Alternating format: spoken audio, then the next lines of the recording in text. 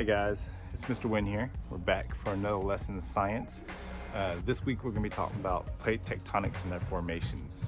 But before we do that, I want to make sure we understand what plate tectonics are. And I was going to try something a little different. So I want to see if this works. So your last objective was to explore plate tectonics.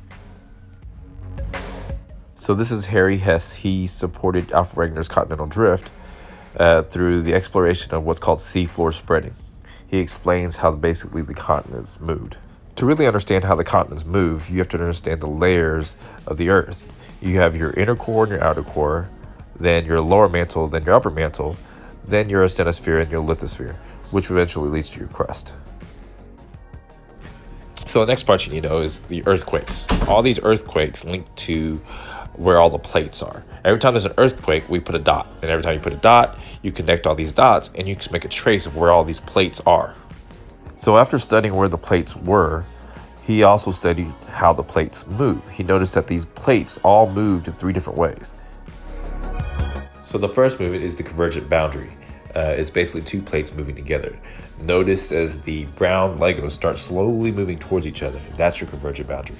So here's the tricky part about this boundary. It has an oceanic part, which has nothing but ocean on top, and then there's the continental, which is nothing but crust.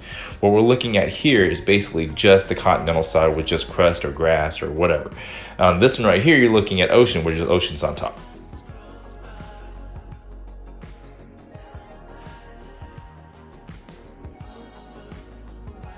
Another plate's the divergent boundary. This is where two plates start moving away from each other.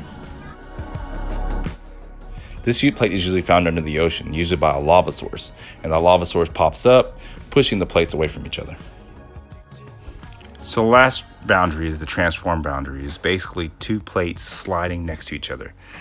They're not moving away or they're not moving towards, they're just sliding to it. It starts with an earthquake, and that earthquake kind of, that's what we feel. It doesn't make a hole or anything. It just kind of slowly starts moving the ground and you start sliding away. This is actually one of the most popular ones that you see in movies like San Andreas. All right, cool. Now that you understand what plate tectonics are, this week's objectives that I want you to really focus on is I want you to elaborate on what the formation of these plate tectonics are. I want you to know what the boundaries make, like the actual formations. They're very specific, so within each boundary there are certain things that are made on Earth. So like when you look at continent versus continent, oceanic versus continent, when they converge, what happens? When they transform, what happens? When they diverge, what happens? What gets made? Focus on those things. Hope you guys have a great week. Talk to y'all later.